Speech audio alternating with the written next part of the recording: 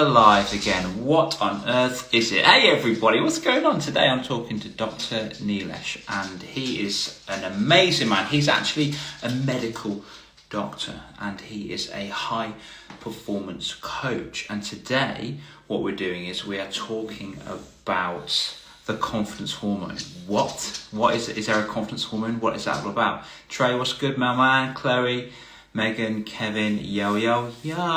Smiley's on. Hey, Smiley. Yes. Trey's on board. Wicked. Yeah, guys, today we're talking to Dr. Nilesh. Dr. Nilesh and I, we're going to have a bit of a chin waggle about the confidence hormone. We're going to find out what it is, because what I want to do is I want to use science to back up what I'm speaking to children about. We're going to be talking a lot about celebration and the psychology behind celebration. Why is it important to literally celebrate our achievements? Super important. So at the moment, Dr. Nilesh, he is... Oh, Ollie, the kid in the car. What's good, bro? There he is. What cars have you seen today, my man? Have you seen any good ones? Have you invaded any cars? By the way, people that are on this live, check out Ollie, the car kid.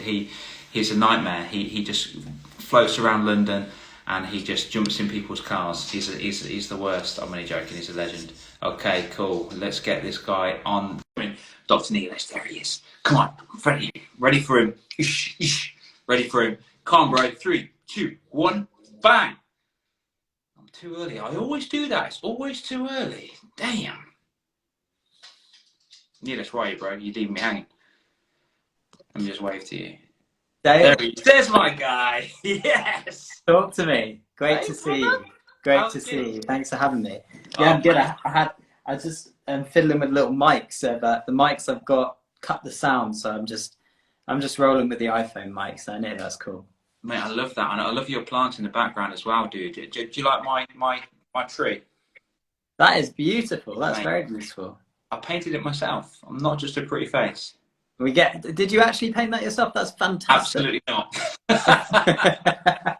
It wouldn't surprise me, because we quite often have these creative pursuits. That's probably what we're going to be talking about today, how it's that same neurochemical that does motivation, that does our creative pursuits as well. And also, a little bit too much can lead to even things like madness. So, it's a lot of interesting stuff in there. But hey, we're all a little bit creative inside, aren't we? We're all a bit creative inside, and we love that. So hey, I love that, dude. I love sometimes when I go into creative cuckoo mode. It just gets me going. It just gets my producers phone. But I'm going to show you this. I did paint that from scratch, from hand.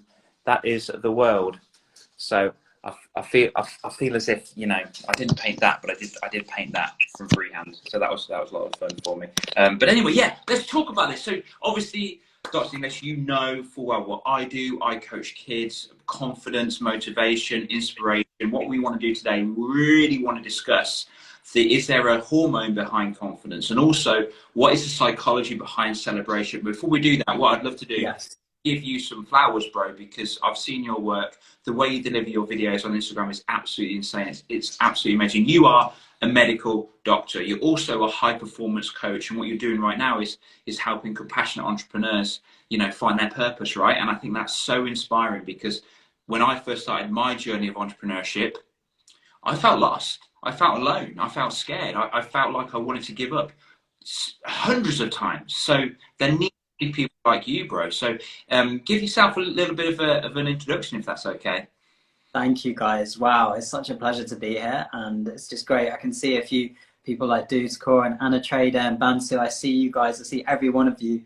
Yeah, I'm just going to resonate straight with what Dale says, and I have a phrase which is, when you get your calling, whatever that is, whether that's a calling to be a full-time parent, whether it's to start a business, it doesn't matter what it is. You must let your desire for contribution overwhelm the need for acceptance. And this is this sort of key theme that goes through, that when you really come out there and you say, I want to help people, there will be your parents, your friends, your social circle that will judge you. And they'll say, Dale, you can't do that. Are you crazy? What about security? What about your job? What about your family? What about all these things? But something deep inside lets the desire for you to contribute overwhelm that need for acceptance. And that's really actually the basis of our whole discussion today. We talk about how we have instincts, and our biology is hardwired as it has been for thousands of years, but we can learn to overcome that. Yeah, just a very small amount about me. Yeah, I help compassionate entrepreneurs serve from their highest potential by helping them create time, basically. And we do that so they don't have to sacrifice their freedom. And yeah, I'm still working as a doctor. I got into something called lifestyle medicine, which is something that sits at the core of my heart. I went and trained in Dr. Chatterjee. You guys may have heard of him. He's got a very famous podcast called Feel Better, Live More. I went and trained in one of his courses. That was a bit of a turning point for me. And then I went and trained with Brendan Burchard as well from the High Performance Institute. And that's led me now to pursuing the business and helping these people like yourself, Dale, who are really focused on serving others. That's amazing. And how important is it to create time? Because for me, time is the real currency in my eyes. I think that's really cool as well, what you've touched on just there in regard to, you know, the psychology, and the fact that what I heard was understanding our own ego in that sentiment you shared. I mean, I don't want to butcher it. Can you share that again, that quote you said? Absolutely, yeah. Let your desire for contribution overwhelm the need for acceptance. So powerful. That's telling me seeking internal validation for the greater good as opposed to external validation through fear. Correct. And let's not forget, you know, we will talk about our biology today, and something I'm deeply fascinated by is our evolutionary health. I know many people are. You know, the reason why we're here today is because of a molecule that we're going to discuss, and it's called dopamine. Now, dopamine is the molecule of more. It's a molecule that anticipates a reward. It is the only neurochemical released in our brain that is purely based on the future. So why is this so important for our evolution? Well, when we were living in tribes, or even before we lived in tribes, we had to think in the future. We had to plan. We had to be intentional, to hunt, to work together. And it was dopamine that allowed that whole process to happen. So we're literally here because of dopamine. And dopamine is really wired in for our survival. Now, let me link this back to this quote. So the quote, sitting within that, we learned from a very, thousands of years ago, that if we were to do anything outside of what the tribe considered to be normal, then that could hurt us. That could leave us prone to attack. And therefore, our biology reacts by making us basically inflamed. And that's why we will so often choose to go with the crowd as opposed to do something that challenges the status quo. So part of what I love doing is bringing the science to sort of everyday personal growth. And I just want to let anyone know, you know, if you've got an idea, if you're trying to help someone, trying to do something interesting, and you're feeling that fear, that is normal. That's completely part of our natural instincts. And that's the time to give yourself that compassion and say, this is natural. And then to ignore it and move forward and take action moving forward, because that is the most liberating thing you can do. Amazing. Dude, that's you're singing from my hymn sheet. What I want to do is get all this information and really dumb it down for me, and do it just for so a 5-year-old. Well, from my understanding is that the old caveman or cavewoman brain is telling us, like you said, to please the elders, to please the troop. And because anything outside of that, we could get kicked out of the troop, kicked out of the cave, and then we'll have to fend for ourselves against the environment, against saber-toothed tigers, against giant snakes, not having the knowledge from the elders to not eat that certain berry, eat that exactly the same, and we could die. So effectively, if I was to really blunten down the conversation, effectively we show up, our old primal brain is making us in, otherwise we'll die, effectively. Correct. Ignore it. Correct. Well, I think to dumb this down, I will say something really super simple, but you know, it's not common practice. And that's that no emotion is either good or bad. It is only our thinking that makes us so, right? Oh, thank you. emotions are automatic. So sometimes we feel these things, and that's normal to feel that, but the feeling we attach to that is what we can learn to train. And that, you know, I'm going through the same thing. My son, I have a son, he's 4. We have all these same challenges. You know, I'm sitting in the trenches every day. If any mums and dads watching this, you know, I'm there. I've got a 5-month-old as well, and it's not easy to train people in how to manage their emotions, but goodness me, it is so worth it, because whether you're 5 or 35, we could all do with improving the skill of managing our emotions.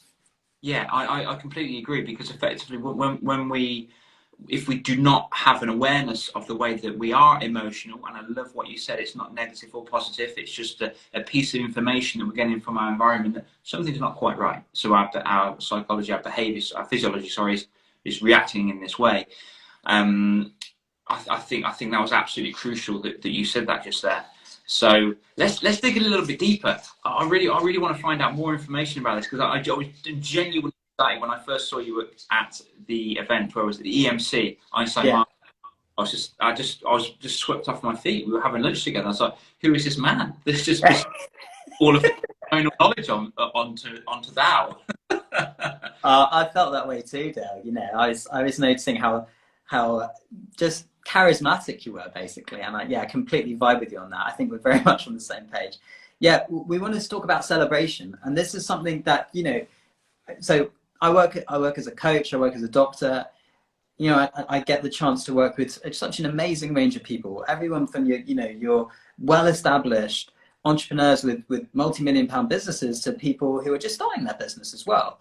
And also, of course, in medicine, you see a huge range of people.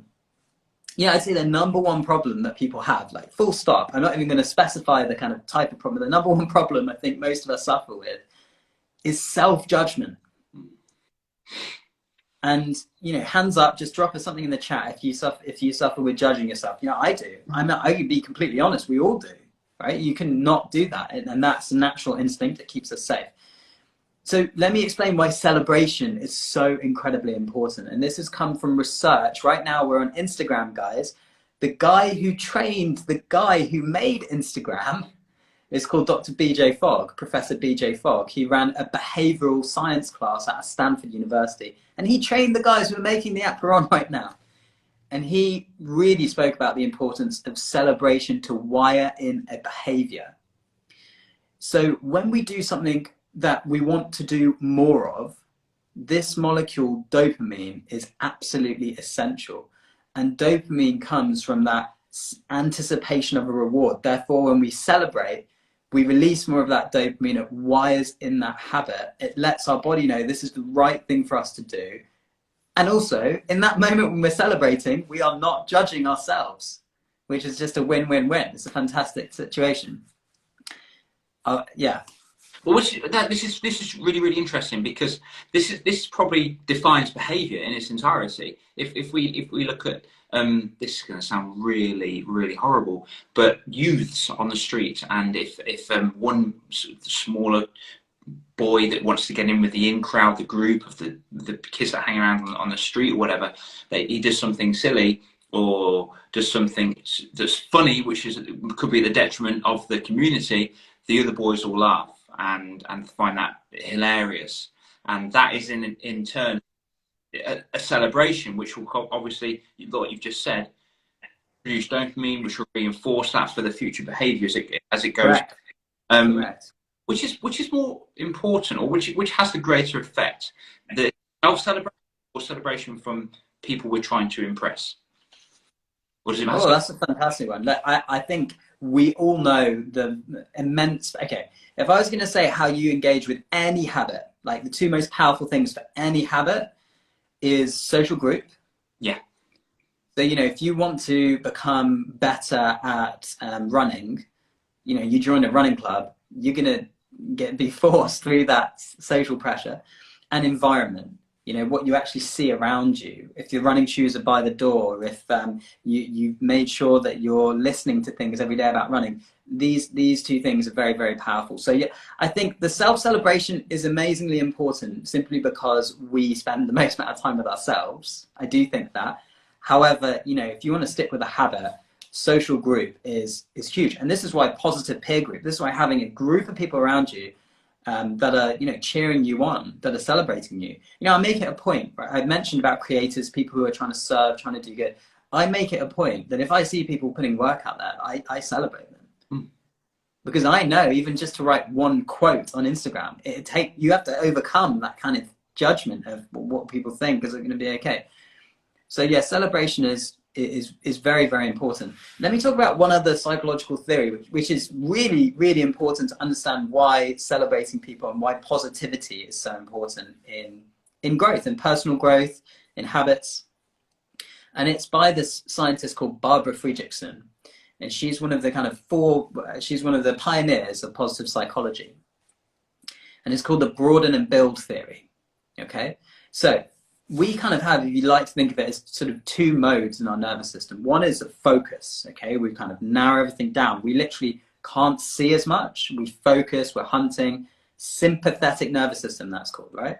But then we want another system is where we think a bit more broadly, hence this broaden and build theory. So when you celebrate, you're eliciting loads of positive emotions.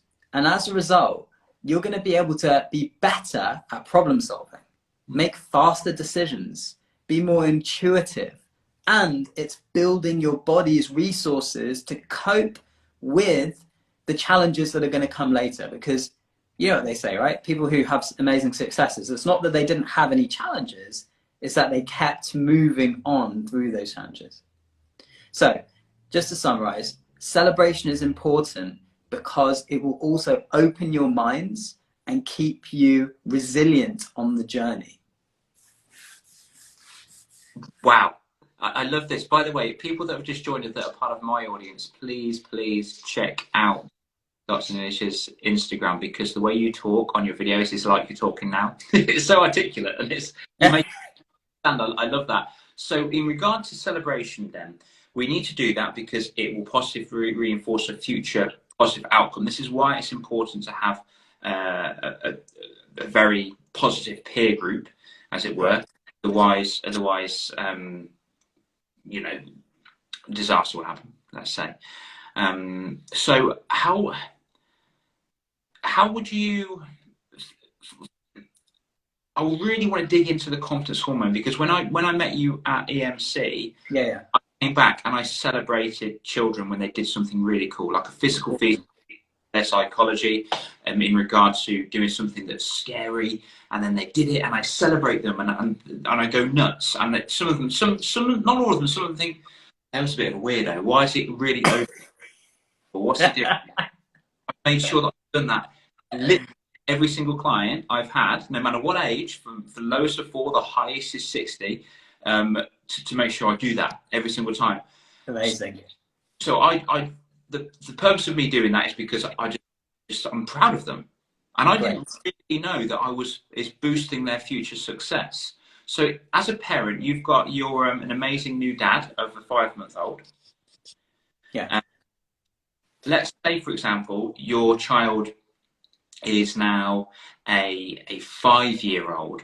How would you boost up their dopamine for positivity in regard to celebration and confidence? What sort of parenting things? And I'll kind of put you on the spot here, but yeah, no.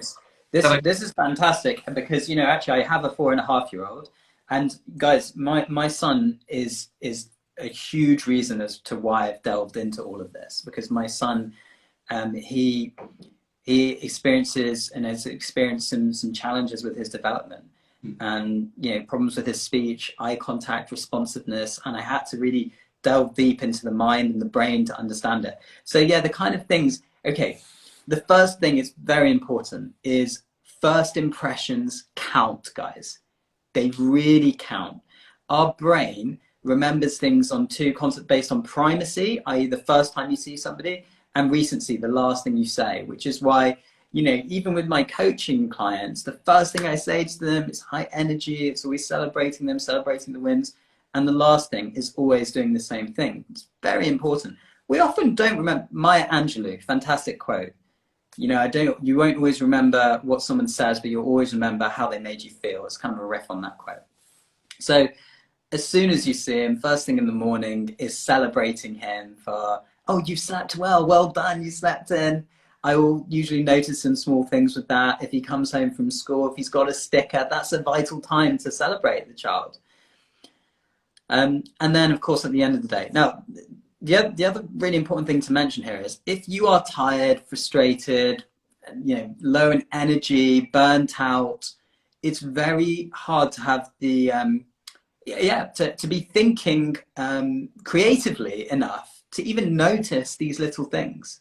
And I fall into this trap. Everyone does, right? You're kind of focused on something else, and you see the child maybe drop something on the floor, and you're straight away drawn to that. We need to set boundaries for them. We need to show them the way, but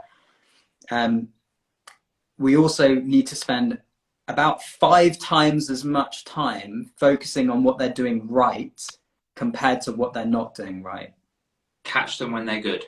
Or catch them when they're good. And that requires, the quote we said at the start, that requires for you to not really be in your own head so much and to be thinking about them. That's the hardest thing.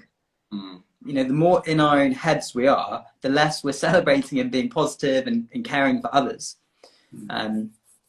Which is why kindness is a fantastic strategy for stress, because in that moment you're not actually thinking about your own problems. No, that's the thing, isn't it? There's a really, really awful technique for getting away from stress, and that's obviously compulsive eating or eating, because when you put that taste treat on your tongue, instant the mechanism switches off. It's almost like you're activating the parasympathetic system. It's just like, I can relax now. So you just swallow it. As soon as it's gone, guess what? The alertness goes. The sympathetic system is sparked up. So what do? Well, you have another one, because that worked last time. Then you have another one. Then you... So it's a lot more effective if you were to offer kindness and be around a positive social group to help you not dismiss the stress, because I always think that if I go through a really tough time, or I'm going through a tough time, a challenging time, I like to sit in it, because I like to get to know myself. Correct. And I don't really like to dismiss that, and I think it's quite important to do that. However, when from the viewpoint of a parent or a coach or a guardian, seeing the child go through that, it's giving them the verbal tools, or maybe the practical tools of how to understand what's happening and how to move away from it if it's not so desirable. So kindness is a great one. I love that. That's yes. Really... Kindness is our superpower, guys. Kindness and compassion is really what is my niche, as it were. And kindness and compassion really is. I could get, that's a whole nother talk. We could spend a long time on that, but the ultimate message is, when you are focusing on compassion or kindness, in that moment, remember we spoke about self-judgment, who put their hands up for that, we all do it. In that moment, you're not judging yourself, because you're thinking about someone else, and you're thinking about, actually acting and doing something kind for that person. Giving somebody a compliment is a compassionate act, because it's showing that you care about that person.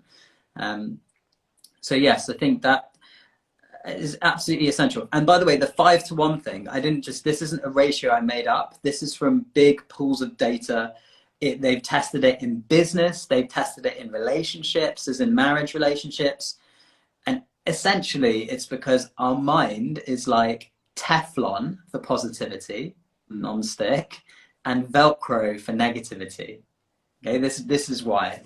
But it makes perfect sense, though. For goodness' sake, I give the analogy to kids again. Okay, so you're in your cave down here. This is your cave, and there's the watering hole to get all the meat and the drink and stuff. And if you go this way, oh no, your troop's been eaten by a saber-toothed tiger. You come back again. This way, there's a giant snake. This way, there's a poison berries. But if you go this way, you come home. A month later, you need to go back to the watering hole. Which route do you remember?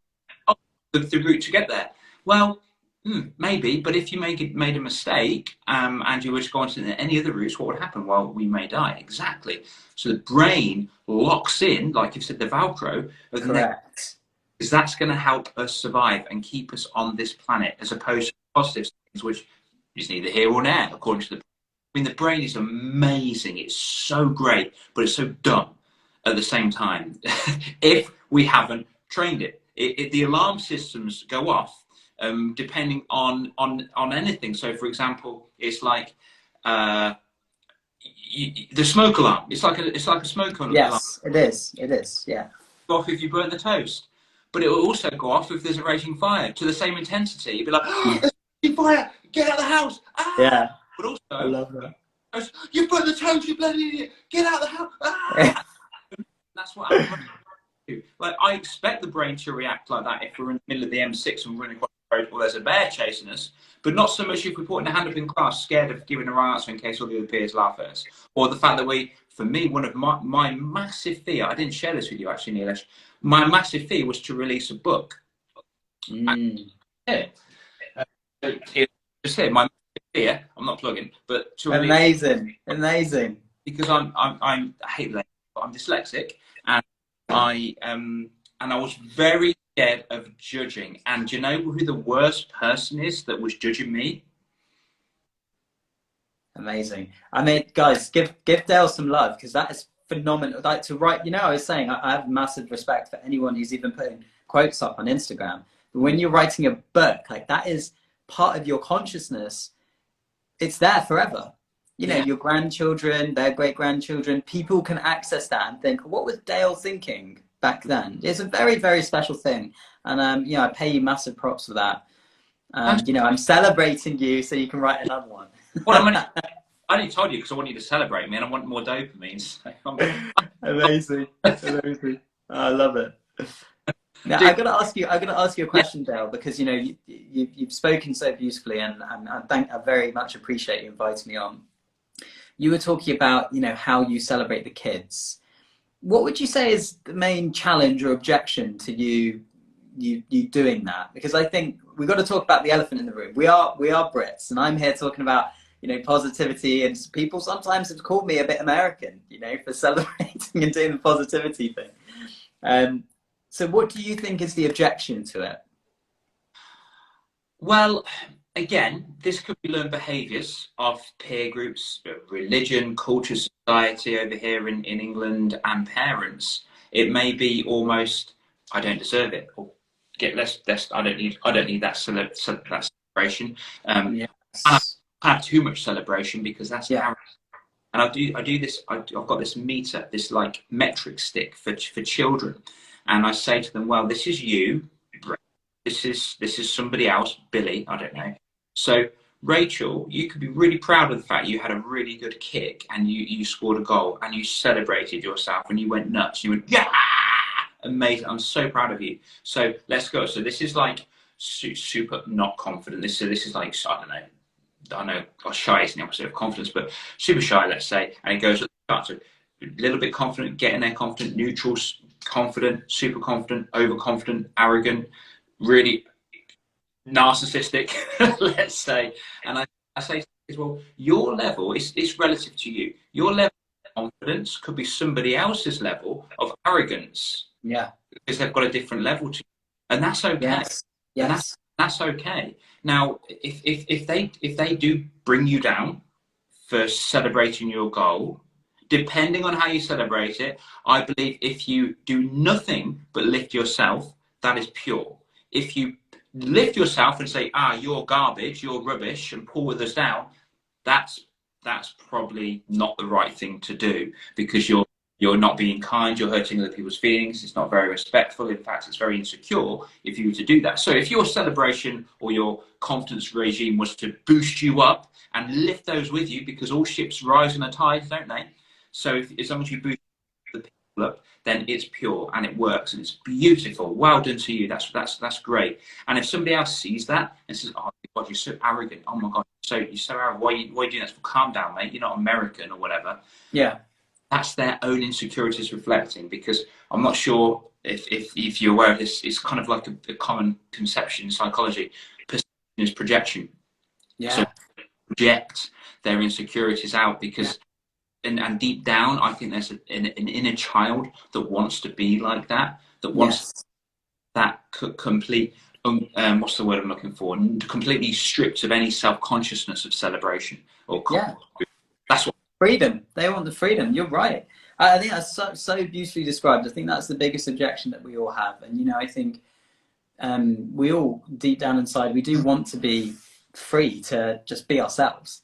And I think that, again, it's that social pressure that stops us from doing that. So yeah, I completely agree with you. It's such an important point. Well said. Oh, thank you, mate. And I just wanted to speak to you as well because, I'm a confidence coach for kids. And one thing that I'm struggling with, so I need your help with this. Yeah. That I wouldn't say struggling with, but want to enhance what I'm doing. So I go in and I coach kids and it's very, what's the word I'm looking for? Subjective. It's not an exact science. Psychology.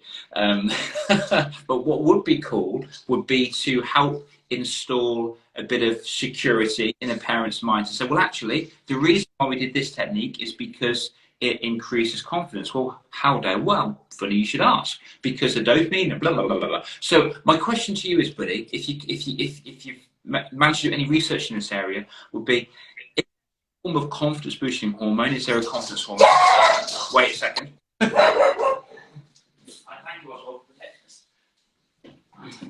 Sorry, my inner wolf has come out, Mr. Oh, I love it. We love it. Yes. So I love drugs. He wants to know as well, is there a confidence hormone and are there any best practices to increase it? And So let's answer that really kind of clearly. So I wouldn't kind of just brand dopamine as the confidence hormone. Okay. However, dopamine, if you think about confidence gives you the ability to act. So confidence is about when you're thinking about something in the future, you're going to be happy and able to act. And dopamine would certainly play a huge part of that. Anything in the future that that's going to drive your actions is dopamine related. And I would use the word molecule because it is, if we're going to be pernickety, I'd say like more of a molecule or a neurochemical or, you could say hormone if you want. But I think it is. And how would you activate it? Well, like we said, novelty, absolutely vital. Absolutely vital for brains is novelty, which is why so many kids are running around. A lot of things are new to them when they're young, so they're kind of running around in a real dopamine fix. So they're just trying everything, doing everything new. And the second is celebration, novelty and celebration. And if you can bring that frequently to your kids, and positive reinforcement, that's going to do wonders for their confidence. But never forget, remember the 5-to-1 here as well. Right, so we are going to say some negative things to our kids. It's impossible not to. We're going to have to help them come into live in the real world as well. And so, but when you do, just be mindful of that ratio.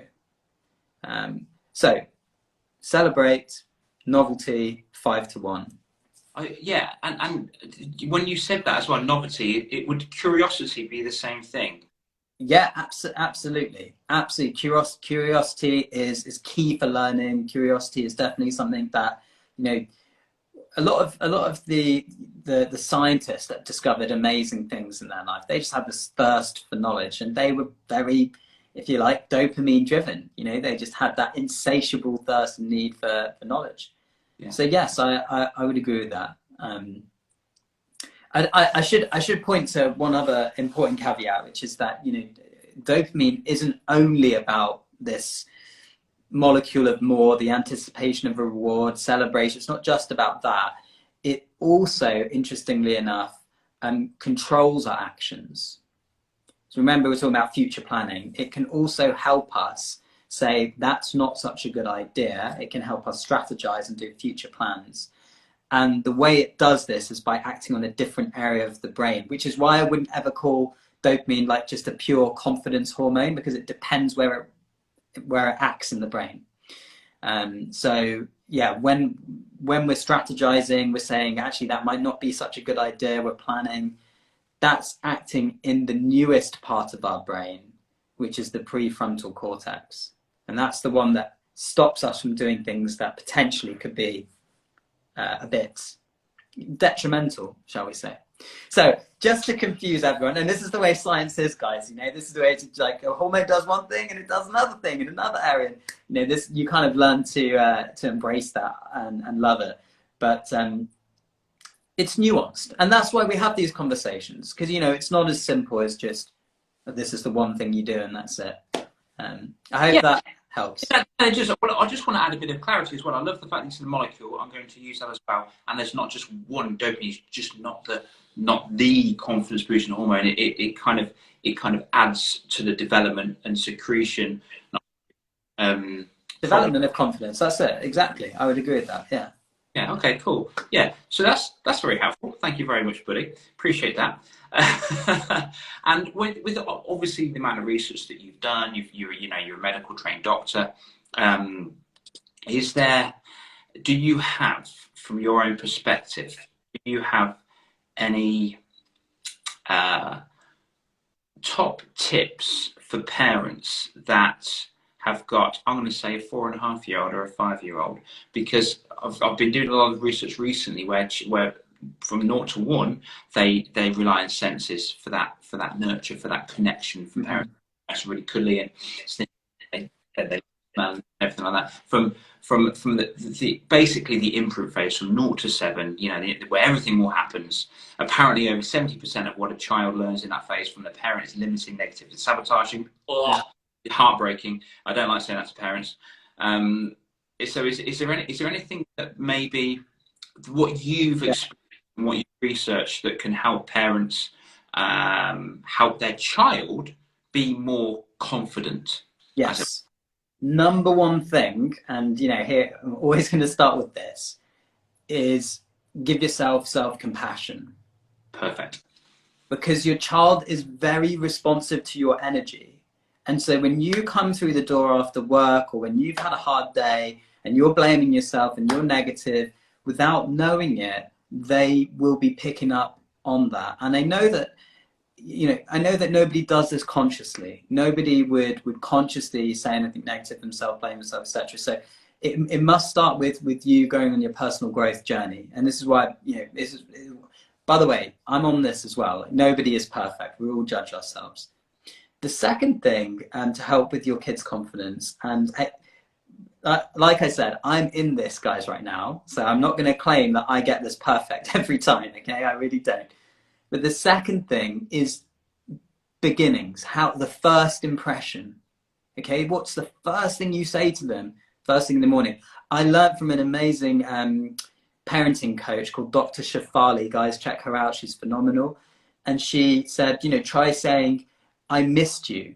3 words, I missed you, every time you see your child straight away. You know how confident that makes a child?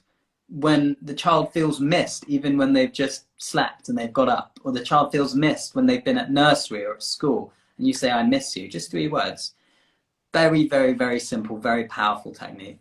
That's the second thing. The third thing is, we've mentioned it a lot of times, but I'm going to say it again, is to do the celebration. And it's the little moments that you celebrate that's going to help them manage the challenges that will come in their life. We'd be lying to say that they are not going to have challenges. Of course they are. Of course they are. And it's the celebration of those moments that gives them the confidence to think when something bad happens that their life isn't bad and actually it's mostly good, and there are just some challenges that we all have. So self-compassion for yourself, your energy is contagious, the first impressions, and the celebration. That's amazing.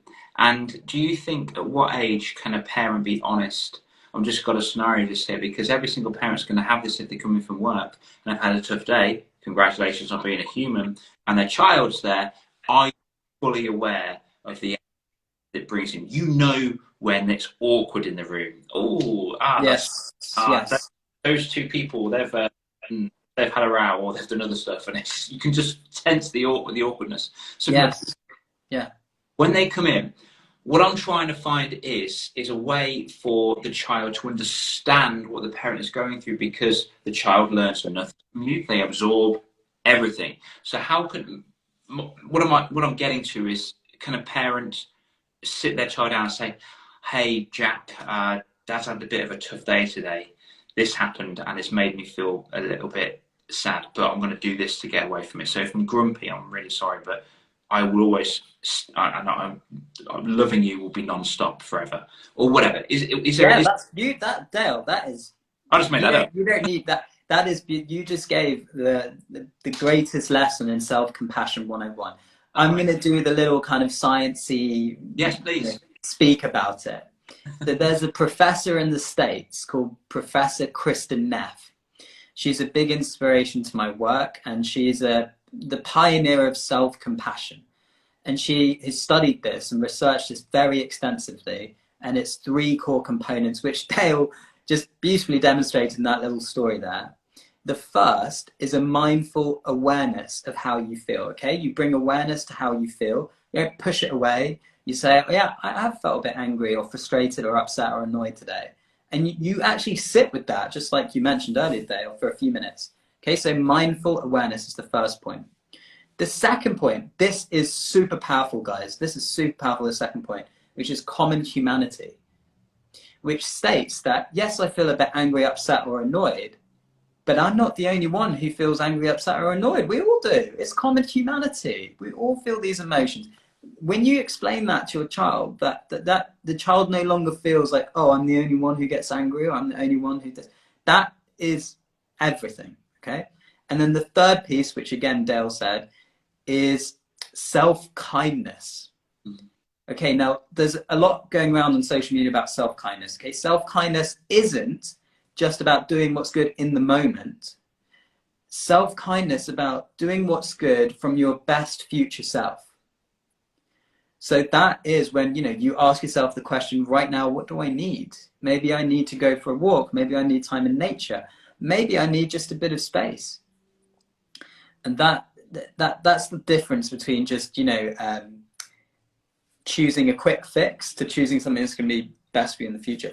If you demonstrate those 3 things, mindfulness, common humanity, self-kindness, God, you know, I do feel this. And like I say, I don't do this all the time. I love to read about this stuff. I get this wrong. But when you do that, I think most challenges, that is a very healthy mental and emotional space for anybody, not just children, for anybody. Dude, that's so powerful. I love the way you said that. So I'm going to repurpose this. This is going to go on the podcast, by the way. Oh, sorry. I have to pick him up. I've had a bad day as well. It's okay. I feel like he doesn't like people walking past the house. He's so defensive.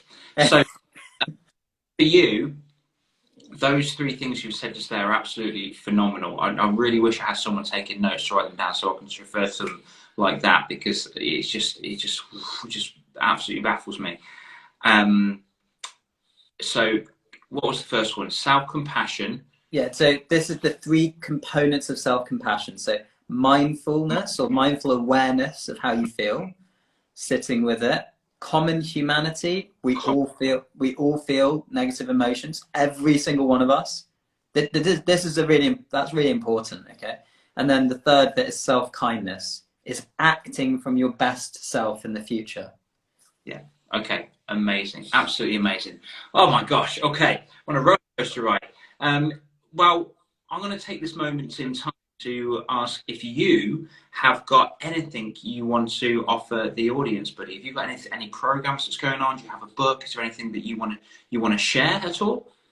Thanks so much for asking. You know, I honestly, it's such a joy just to come and speak about what I'm passionate. I think you guys can see how passionate I am and how I love to talk about compassion-centered high performance and personal growth.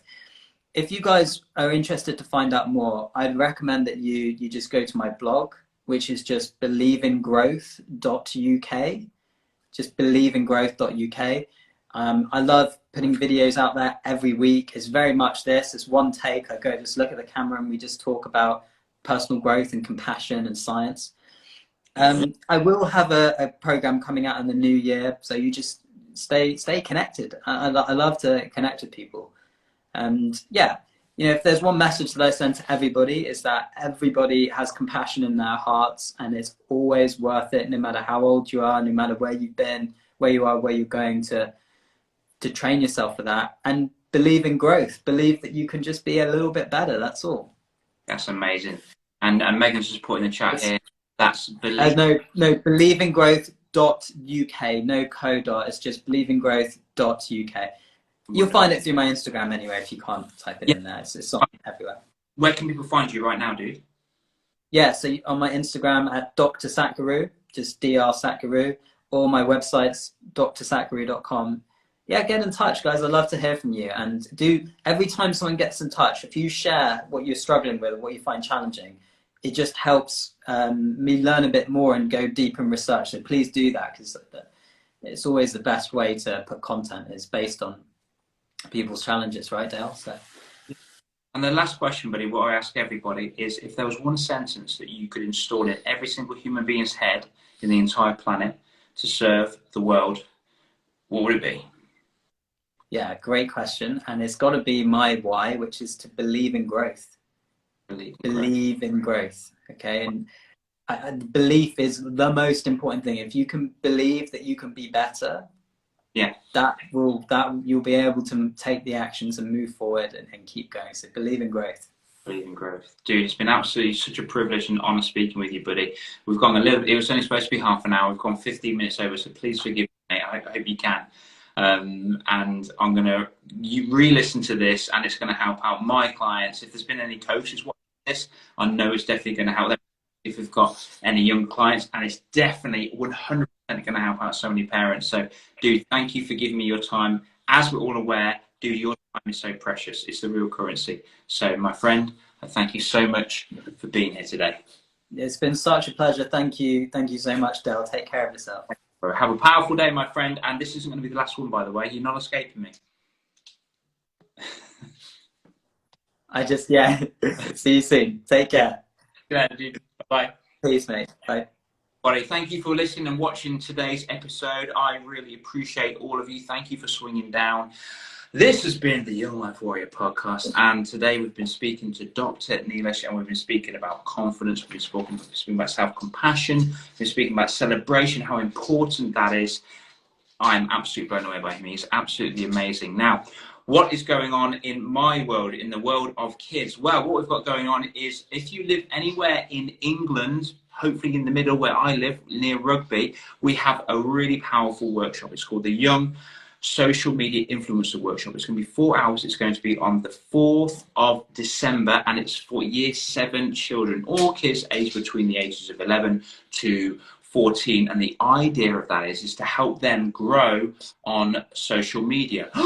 I hear all the parents gasp, Dale, why on earth are you making our children do this for? Well, let me explain. How often have you seen children just scroll endlessly on TikTok or Instagram or what have you? It's a pain in the bum. It's not good for their growth, as Dr. Nilesh was speaking. So what I want to do is, we're going to explore in depth what their social media says about them. We're going to find out how to post, what to post, when to post, why to post, and what is their passion, so they can deliver their experience to the world. Okay, so that's exactly just waving to people. Hey, Nasrin, how are you?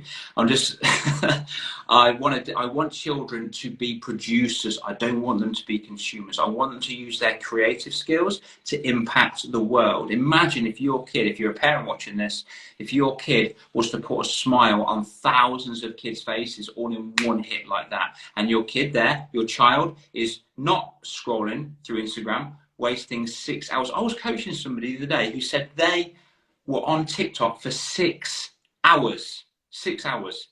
Absolutely crazy. 6 whole hours. Can you believe it?